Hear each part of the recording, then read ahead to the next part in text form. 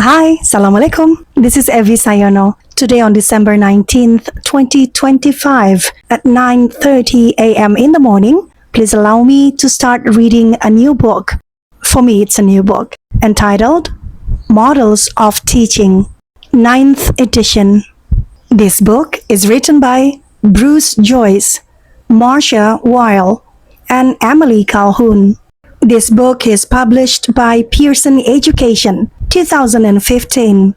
Part 1. Models of Teaching, a Working Professional Repertoire. Page 1. The models are introduced briefly, along with ideas about how to build learning communities in classes and the school as a whole. Chapter 1. Where models of teaching come from. Constructing knowledge and skill to help our students construct knowledge and skill. Page 3. The product of teacher researchers comes to us in the form of models of teaching that enable us to construct optimal learning environments for our students. From the time of the academies in Greece and Rome, teachers have generated innovative approaches to learning and teaching. Succeeding generations have given birth to additional ways of helping students learn. As teachers, we can draw on these products and use them to help our students become effective and creative learners. Part 1. Models of Teaching, a Working Professional Repertoire. Chapter 1 opens our inquiry. We examine the concept of models of teaching and learning and how the models in this book were selected. We begin to study where models have come from gifted teacher innovators is the short answer, and we prepare to acquire these interesting and effective tools.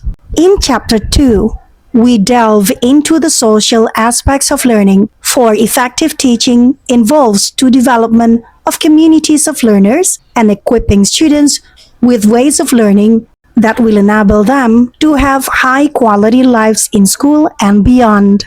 Chapter 1, page 3. Where models of teaching come from. Constructing knowledge and skill to help our students construct knowledge and skill. Helping new teachers learn to help students learn is more than worthwhile. It's transporting. The satisfaction when the veil lifts and someone realizes that the only barriers to growth are imaginary and self-imposed is almost unbearable. It's like watching the birth of a species. Fritz Perls to Bruce Joyce. Organizing idea. Effective teaching is made up of a toolkit of ways to reach students and help them build their reservoir of knowledge, skills, and enduring values. Scenario. A day in the life of Section 3A in Simon's Elementary School. 8:30. Tracy Poirier's third grade students assemble and find their places in the big horseshoe where their desks are arranged. This week, they are organized in groups of 3. The members of each group discuss something they have done or thought about since leaving class yesterday. Some share books they have read, films or television programs they have seen, places they have gone, or conversations with their family. All are responsible for sharing some current news event. 8:45. Tracy asks whether any students wish to share an item that was shared with them. Nancy shares that Billy had received an email from his pen pal at Taipei Market School in Hong Kong, their recently adopted class, which uses them to study life in the United States as they study life in Hong Kong. Billy's pen pal has wondered how many brothers and sisters they have. Everyone writes down his or her number of siblings and passes it to Billy so he can reply, and shares that Sharon reported that her sister was getting married on Saturday and wonders whether the class could send her a best wishes card. They agree to do so, and Andy volunteers to make a card to send to them. 9 o'clock. The class begins their literacy study. The first inquiry is to get information from a picture of downtown Taipei Market. The class members take turns identifying items in the picture. Tracy draws lines from the items to chart paper that surrounds the picture and writes and spells the word. And Andy enters them into the computer. Later, they will be printed out on cards for each member of the class. About 30 items are identified and 12 questions generated. The words are then compared with a set of items they have generated from a picture of the downtown area in their town. To their amazement, about 20 words from each picture are the same. There are more common attributes than different ones. Only 6 items in the Taipei market picture are unfamiliar to them. Some of the items are similar, although their representations may be different. In brackets, a sign in Chinese and English contrasts with a sign only in English.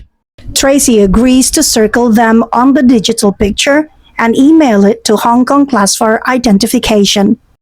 9:30. The class does independent reading. For most students, this means reading information from websites that Tracy has bookmarked for them and looking through the encyclopedias for information about Hong Kong, taking notes, responding to questions, and developing new questions to explore. Tracy tests 2 students using the Gray oral reading test, looking for fluency and comprehension, and searching for clues for her next sessions on comprehension skills for all the students. 10 o'clock. The class works on writing, comparing the 2 downtown areas using the words they have identified to describe the 2 pictures.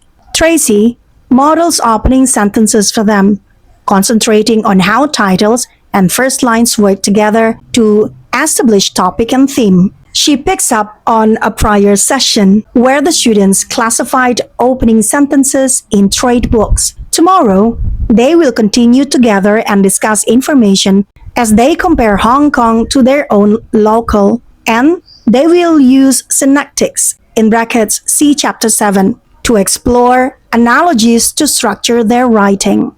It's only 10:30, but Tracy has already designed activities using cooperative learning strategies, the picture word inductive model, group investigation, and the inductive model, and has planned a follow-up lesson using synectics.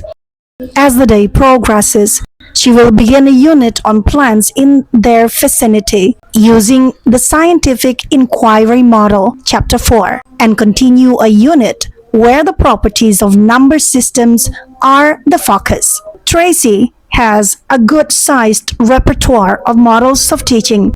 She knows that success for the students depends on the mastery of the models of learning that are embedded in each model of teaching.